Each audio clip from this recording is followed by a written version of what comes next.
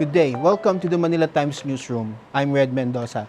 Today, we have a very special guest right now on the newsroom. He is the Botas' Lone District lawmaker and also one of the most vocal over the flood control scandal. Ladies and gentlemen, we have with us Congressman Toby Chanco. Good day po, Congressman Toby Chanco. Hi, Red. Hi, Mike. We are also joined by our Manila Times News Prime anchor, Mr. Michael A. Ang. So, Kong, good afternoon. And Good of course, afternoon. first, how are you today, Kong? Good, good. Very good. Okay, so Kong, of course, let me ask this. Ano po yung masasabi niyo po doon sa handling ng government natin doon sa situation ni Kong Saldico na ngayon nga nakawala na nga or nakalaya na nga and yung messaging na nakalaya, pinatakas, nakawala. First of all, I appreciate yung pagpunta doon nila Sec Vida, no? Because if you will recall, right after na-announce na siya ay nahuli, ako yung unang-una nagsabi na magpadala ng high-level team kaagad doon sa Czech Republic, no? So, I think kulang ng impormasyon, no? I think dapat bigyan natin ng detalye yung ating mamamayan na hindi naman nilalabag yung mga patakaran ng Schengen, no? Kasi pag ganyan, kulang ang detalye, lahat tayo nagtatanungan, di ba? Ano kaya nangyari? Ano yung detalye? At pag ganyan, mas nabibiktima yung ating mga kababayan sa misinformation. Dahil pag kulang sila ng detalye, ang gagawin nila, maghahanap sila ng detalye from other sources. E paano kung yung source na ma-access nila ay fake news? Di ba? Tapos pag nakakuha yan, malamang ipapasa niya kasi walang official announcement. Kala niya, tama yun. That's how misinformation spreads, di ba? And at the same time, Kong, if I may, no, hindi naman kailangan mag-divulge yung Department of Justice ng sensitive details. As we had mentioned earlier, maybe a full chronology of events na nag-announce si Presidente na nahuli na. Naglagay na ng action plan. Pero before putting in the action plan to travel, they can state that we already requested our representatives at the Philippine Embassy in Prague to touch base with the Czech authorities. Yes, parang ganun lang sinasabi ko, Mike, na at least as much details as they can give na without violating anything. Tama. Para it's safer din kasi for the government. As you said earlier, we don't want the people to fill in the blanks themselves. Kasi pag nag-fill in the blank sila, hanap sila lang sa social media, hanap. Uy, ito, mukhang credible to. So, yun ang papasa niya. Kung, of course, natakan na natin si Saldico, pero of course, ang he's one of the crucial doon sa flood control scandal. Pero let's talk about naman doon sa isa pang crucial na tao sa flood control scandal, and that is Martin Romualdez. Kasi nga, he released a video last week saying na his conscience is clear, na wala siyang kasalanan and he's ready to submit himself to the ombudsman. So, Kung basically, I think what he was saying there was that ano sabi niya? Number one, sabi niya yata meron pa siyang parang ano ba siya? Hindi siya yung mastermind. Hindi siya yung mastermind. Hindi siya yung mastermind at siya yung parang sacrificial lamb. Sacrificial lamb, no? And the buck stops at the executive. Pero yun nga, I mean, he mentioned three specific persons. Chase Escudero, and isa kayo doon sa na-mention. So, of course, why do you think Romualdez is linking you doon? No, because I was the most vocal. I was the most vocal about it. I was the first one, di ba? Who mentioned about this scam. I was the first one who said Saldico ang nasa sentro nito, di ba? Kasi walang mabebentang proyekto kung hindi aprobado ni Saldico. Kasi yung nabentang proyekto, hindi maipapasok yun sa budget nang hindi aprobado ni Saldico, no? Ang sinasabi lang ni former Speaker Martin Romualdez is, bakit hindi ako nag-complain o nagsalita nung ginagawa yung budget when I was a Vice Chairman of the Committee on Appropriations, no? Number one, i-explain po na natin yung hierarchy ng Committee on Appropriations. Ang pinakamataas dyan is yung chairman, hindi kaagad yung vice chairman. May senior vice chairman kami, at 56 kaming vice chairman. Yan yung pinakamalaking committee sa House, no? At bilang vice chairman, ang responsibilidad ko ay magdepensa ng budget doon sa itinalaga sa aking department, 'di ba? Kung ano yung department na binigay sa akin, dedepensahan ko 'yon. Ngayon, bakit hindi ako nag-question nung time na 'yon, no? Hindi pinapayagan mag-question yung mga majority, lalo na kung Committee on Appropriations member ka, at lalo na kung Committee on Appropriations vice chairman ka. Kasi ang sasabihin nila doon, hindi ka pwede mag-question. Ang responsibilidad mo nga, depensahan yung budget. Bakit ka mag-question? At kahit tignan nila yung transcript noong budget deliberations for the 2025 GAA, isang member lang ng majority ang nakapagtanong doon at hindi sensitive na departamento, 'di ba? So hindi talaga kami pwede magtanong noon. And at that time, nung up to the 2025 GAA, useless magtanong noon. Kasi 'di ba dati ang interpellation mauuna bago namin aprubahan on second reading.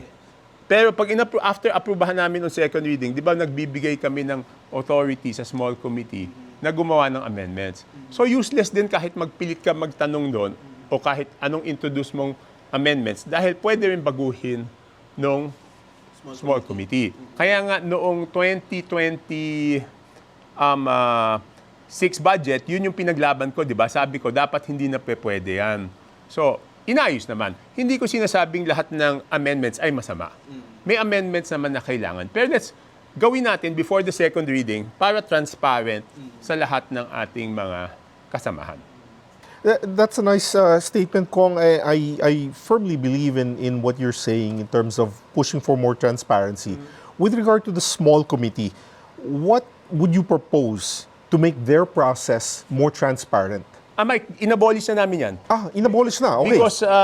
Because I protested it, na sinabi ko na hindi na dapat yung small committee. So ngayon, all amendments are introduced one by one in plenary before we approve it on second reading. In plenary na. In plenary and before we approve it on second reading. So after we approve it on second reading, there are no further amendments. Unlike previously, after we approve it on second reading, mag-amend yung small committee, and when we come back after the break, wala na kami pwedeng amendahan. Boboton lang kami ng yes or no. So yun na naman, ako lumaban nun. Doon sa the process. Yes. And it's the correct process. Yes. Because lahat ng batas na ginagawa namin, ganun eh. Okay. Parang na-exempt, ang nag-iba lang yung budget previously. Pero ngayon, wala na yun. So yun ang sinasabi ko eh. Once you bring out something, then nagkakaroon ng pagbabago. Pero kung if it's brought out in plenary, as the changes now, no, does that how would the political alliances affect that naman? Because syempre hindi natin maiiwasan na merong malalaking political na groups, mga alliances sa loob ng Kongreso. Are there still mechanisms in place naman to prevent any influencing? And the good thing with introducing the amendments in plenary is it's transparent. Everyone can see it. Okay. People can watch it. You explain why you're introducing that amendment. Those who, if the committee accepts it, then they say they accept it. If they don't accept it, they say why they don't accept it. So, very transparent yan, di ba? And sa budget, napakahalaga yan because hindi mo pwedeng lakihan yung budget eh. Yes, fiscal space. Yes, kung ang fiscal space, let's say for simplicity purpose is 1 billion, kung gusto mo magkaroon ng dagdag, for example, sa education, may ibang departamento ka na babawasan. So, usurin mo yan. So, for example, I propose to increase the budget of education by 100 million. I will have to say in plenary kung alin yung babawasan ko. Okay. Kasi hindi naman badadagdagan yung isa kung walang mababawasan. Then you justify, ito, babawasan natin. Bakit? Sabihin mo bakit? Sabihin natin, kasi hindi naman nagagastos ng departamento eh. At saan mo ilalagay? Kasi pwedeng may binawas kasi isang departamento na hindi na nagagastos. Bakit sa education? O bakit dito mo i-ano? So, very transparent na siya. Yun naman talagang dapat na proseso. Kung, of course, napag-usapan na yung 2026 budget.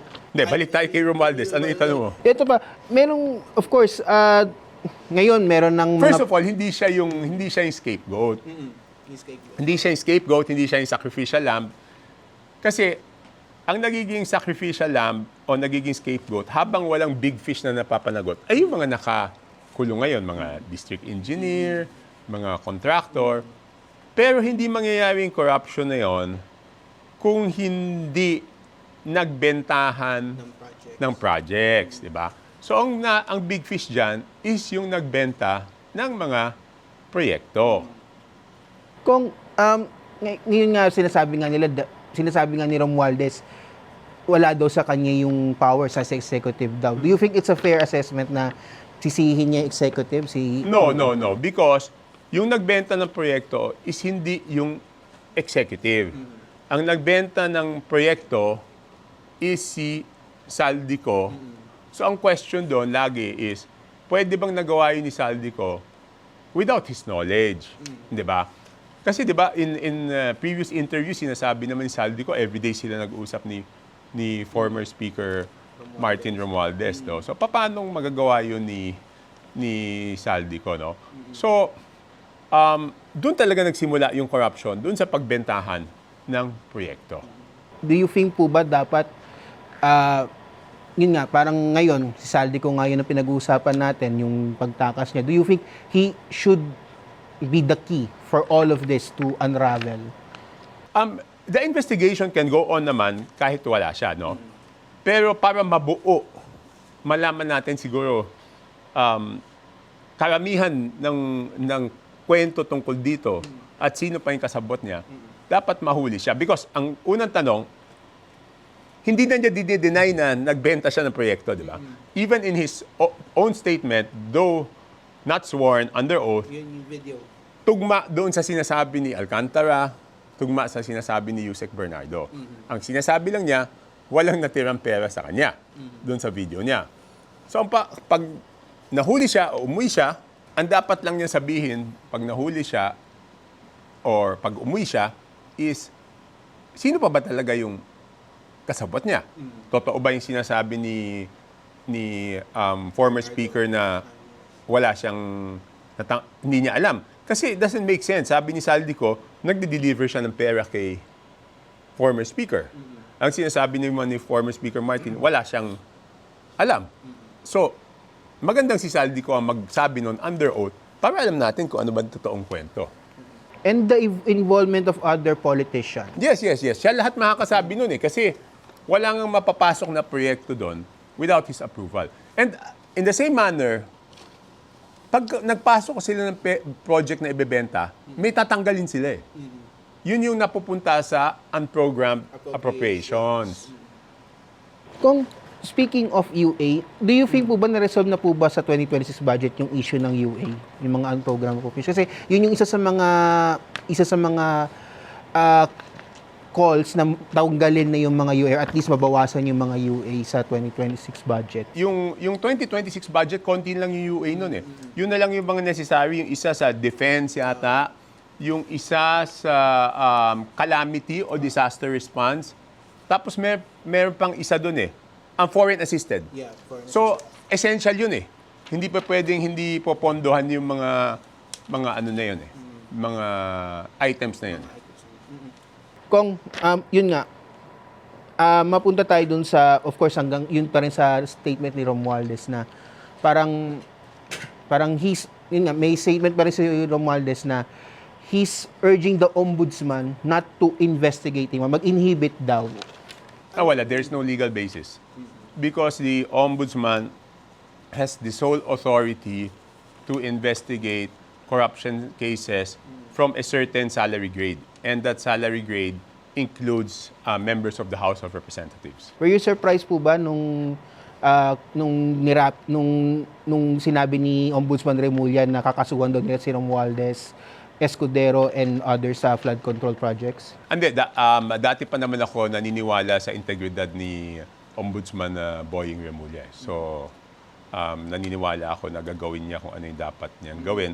At pinapatunayan naman niya, no? Hindi lang sa salita, pinatunayan niya na gagawin niya talaga na mapanagot lahat, di ba? In fact, di ba, siya nga ay nag-request sa Sandigan Bayan ng whole departure order. Pero sabi kasi nung iba na ginamit daw yung testimony niya na Gutesa, yung sa 18 Marines, which some people are questioning bakit yun ang ginamit daw na testimony against daw na para bigyan ng basis yung HDO against Romualdez. Ay, hindi ko pa nabasa. Sorry, hindi ko pa nabasa yung ano. No, at least, ayaw na niyang maulit yung nangyari kay Saldico because when Saldico left, it was for medical reasons, di ba? Tapos biglang ayaw nang bumalik. Hindi na bumalik. Eh, papaano kung ganun ang mangyari ulit? Then, sila lang masisisi, wala namang ibang masisisi, di ba? So, gumawa sila ng conservative approach dito. Kung, of course, you are one of the members ng Congress na sabihin natin, very much outspoken. Very much outspoken. So, Kung, how was your being outspoken affect your relation sa mga lawmakers, especially doon sa mga na-involved doon sa flood control scandal? Nagbago ba or meron or parang nagsabi ba sila sa iyo na maghunos dili ka or whatever? Meron ba mga nag-approach sa'yo, Kong? Hindi na, wala. Siguro kilala naman nila ako eh. Pang-libang term ko na ngayon sa Congress. So even since before, kung ano yung sa tingin kong tama, yun naman ang sasabihin ko. Wala naman personalan to eh. I'm not saying it because of personal issues with them. Kung hindi, yun lang talaga tingin kong tama. Kung do you think you're being outspoken in the fact that you're an old hat inside the House of Representatives, as you said, naka 5 terms na kayo dyan. Do you think that would encourage more congressmen, particularly the younger ones, to become more transparent and to be more vocal when they see something that is not correct or in terms of something that needs to be corrected in terms of the processes, other processes within the House, to push for more transparency? Yes, that is my hope, no? That is my hope. Because mas madaling, pag nasanay na sila, mahirap nang baguhin, eh, di ba? Correct. Mas mabuti yung bagong pasok pa lang sila. And you're setting that right example eh. Because, syempre, in any situation, whether you're talking about Congress or you're talking about school or you're talking about job in the private sector, yung mga baguhan usually tahimik yan. Hindi may sasalta yan. Nag-observe sila, Yes, nag-observe. but if they see someone na, veterano to, di ba, matagal na dyan yan, and yet when they see that person being vocal, airing in during the sessions, during the assemblies na, eto dapat yung ginagawa natin, eto dapat yung direksyon natin, because the people are watching and they are going to hold us accountable because we hold a public office, na mas gaganahan yan. Hindi, tama yun. Tama yung sinabi mo, Mike. No? Madami naman ang nakakausap ng mga first-termer, ng mga baguhan. Ganun nga. And that gives hope. That gives hope to our public, lalo na sa kabataan. We see on social media na maraming nagko-complain in terms of the state of our government. Lalo na when you started publicizing the things that were happening inside Congress regarding the anomalous na flood control projects. So, yung pagkalat bigla ng mga ganung balita, parang it emboldened many of the youth. But, as we said early on in our conversation, pag hindi kumpleto yung information na binibigay sa kanila or nakikita nila, they will fill in the gaps themselves. And more often than not, mali yung information or masyadong sensationalized yon na maling-maling direksyon na talaga. But I do hope na you would continue to set that example, particularly for the younger na lawmakers. Yes, of course. Ganun naman talaga. I think the reason why we were there is para gawin yung tama. No? Of course, the pressures, and sometimes it's really difficult because there are trade-offs. No? Pero at least makikita nila na pwede naman gawin. Kung, how was your relationship with Romualdez? Before or now? Now, after the... Wala, di na kami nag-uusap, di na kami nagkikita. Last time nagkita kami was the SONA. Yung pa. Yung kay BBM naman din, how was your relation with the president? Kasi of course, hindi mo maiwasan na they're both magpinsan sila, of course. So, of course, and your wife is a Romualdez. So, I think the last time I saw the president personally was, kung di ako nagkakamali, January pa. Medyo matagal-tagal na din.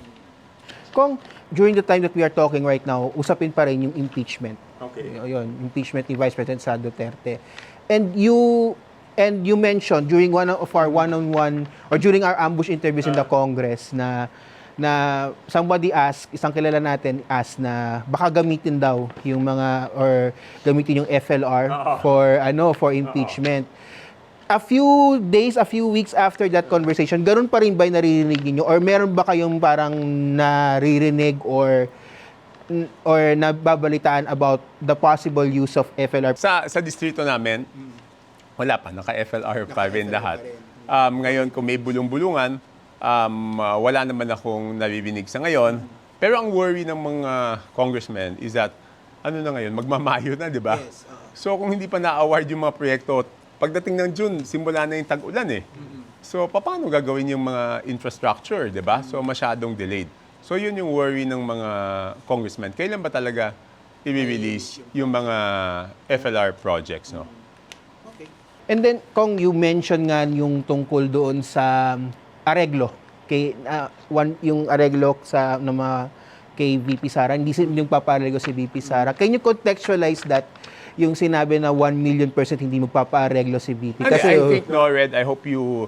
Kasi we've passed that point already, di ba? Natuloy na yung hearings. So sa tingin ko, the next time I will formally comment on this is by May 4, pagbalik namin, may committee report na, yun ang papag-aralan na natin na mabuti, di ba? Ano yung doon sa mga lumabas sa hearings, ano doon gagawa kasi sila ng articles of impeachment yan, di ba? Yun ang magiging committee report, no? So, ano doon ang papasok doon sa betrayal of public trust, tsaka alin doon yung papasok doon sa culpable violation of the Constitution. So, after that, magko-comment ako ulit pag meron ng committee report. So, hindi kayo tutulad kay Congressman Leviste na he was already saying na hindi na siya boboto sa impeachment kasi he said it was a waste of time nga raw po, sabi niya sa isang interview. So, you're reserving your judgment. No, as I've said before, di ba, it will be purely based on evidence, no? Evidence presented, but the evidence presented in the hearings is not enough to make a judgment because hindi pa nila nasasabi how could that be a culpable violation of the Constitution or how could it be betrayal of public trust. Yun ang dapat nilang ipaliwanag doon sa committee report na itong mga ginawang ito ay culpable violation of the Constitution, itong mga ito ay betrayal of public trust. Siguro ang sasabihin ko lang sa iyo ngayon, yung committee report na yan ang napakalaga. Kasi doon talaga magbabase. In terms of the form and the substance, yung sufficiency. No. It's whether you are in favor of the committee report, which will in turn be the articles used for the articles of impeachment to be transmitted to the Senate. So yun na talaga ang pagbobotohan.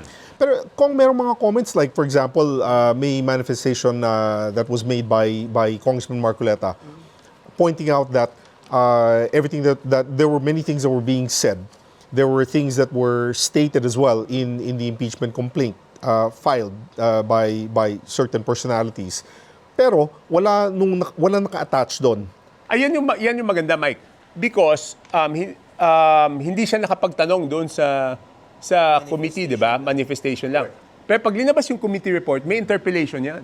So pag linabas yung committee report, may interpellation. Okay. Lahat ng hindi niya natanong doon sa Committee on Justice, pwede niyang tanong ngayon. Okay. Though, hindi yung resource person o yung witness ang sasagot, pero yung chairman of the Committee on Justice must be able to justify the committee report. Why would it fall under the grounds of culpable violation of the Constitution or betrayal of public trust? Kasi kahit may wrongdoing na ginawa, assuming may wrongdoing, kung hindi siya pasok doon sa culpable violation of the Constitution or betrayal of public trust, hindi pa rin siya pwede maging impeachable offense. Diba? So yun yung napakahalaga. Kung mapunta naman tayo dun sa local issues right now, of course, yung sa nangyari dun sa landfill, sa Navotas, of course, what do you think should we do to prevent this from happening again? First of all, I thank you for asking that question. First of all, I would like to explain to everyone na yung landfill na yan was never owned and never operated by the local government of Navotas. Yung landfill na yan was owned and operated by a private company for I think 20 years mga 20 years. And during those 20 years, hindi yan nagkaroon ng aksidente tulad nito. And then nung year 2023, nag-advise na yung City Council ng Navotas na since mag-expire na yung franchise sa 2025, they will not renew it anymore. So binigyan sila ng 2 years notice na hindi na sila i-renew. Okay. And finally, noong 2025, I think August or October, I'm not sure, no? Natapos yung franchise. So, hindi na renew. Pero doon sa regulations ng franchise tsaka sa ECC ng franchise, may closure plan yan. I see. No. Because hindi ka bibigyan ng license for any sanitary landfill kung hindi mo implement yung closure plan. So kasama yun doon sa permit na binibigay ng DNR. So ang nangyari doon, nung hindi na sila tinuloy, hindi na nila tinuloy rin yung closure plan. At before this accident, may mga notices na sa kanila yung DNR na you have to comply. So ang nangyari doon, nakita ko yung announcement ng DNR kanina, magpa-file sila ng case. But in the meantime, ang daming tumutulong. Kami nagpapasalamat. First of all, ang hirap niyang, sabi ng iba, napapaligiran siya ng tubig. Bakit hindi nyo kayang patayin yung apoy? Hindi naman maubos yung tubig sa dagat. Kasi nga hindi siya pwedeng patayin ng tubig. Dapat siya pinapatay mo yung oxygen. So ang ginagawa, Sa smother. you smother it, iko-compact mo ng lupa. Tapos, lalagyan mo na maraming soil cover, no? So, ang problema naman noon, low tide nung nangyari yan, hindi makadikit yung barges. Ay, isla yun island yun So, ngayon may kalsada na, so land travel, nakakapagdala ng mga truck, madami ng heavy equipment, madaming private companies na nagpahiram, DPWH. Yung JICA, nag-invite sila ng Japan disaster team na pumunta nung Saturday pa. And every day, nandun sila. Saturday, Sunday. So, yun. And tomorrow, they will present to us the final study of their recommendation. Sabi naman nila, tamang direksyon yung ginagawa na pagpatay ng sunog. Kung you're now on your second term? Yeah, second in my second round. Second term in the second round. So, of course, expected na you're going to run again, possibly sa 2028? Or pagod na? Hindi, yun na nga because I'll be 60 in 2028. That's going to be my 30th year in public service. So, pinag-isipan ko talaga. Kung tatakbo pa ako or kung magpo-full-time businessman ako. Any final words na lang siguro, Kong? And of course, siguro, hope na lang sa taong bayan kasi hanggang ngayon, unresolved pa rin yung issue ng flood control. The 2026 budget, nagkaroon naman ng reforma, di ba? Pero hindi lang naman sapat yung reforma, di ba? Nagagawin. So dapat tignan natin kung for the 2027 budget, ano pa yung pwede natin gawin para mas maging maayos pa yung budget na mas responsive doon sa pangangailangan ng tao, no? And number two, syempre, mabuti rin na lumabas itong issue na to para mas maging aware yung ating mga kababayan at mas maging involved sila. Kung may nanonotice silang katiwalian, then they must let the officials know about it. With that, thank you very much po, Congressman Toby, and thank you for visiting us dito sa The Manila Times. And that was Congressman Toby Chanco here on the Manila Times Newsroom. Thank you very much for joining us. On behalf of Mr. Michael Arevaloang, I'm Red Mendoza. Good day.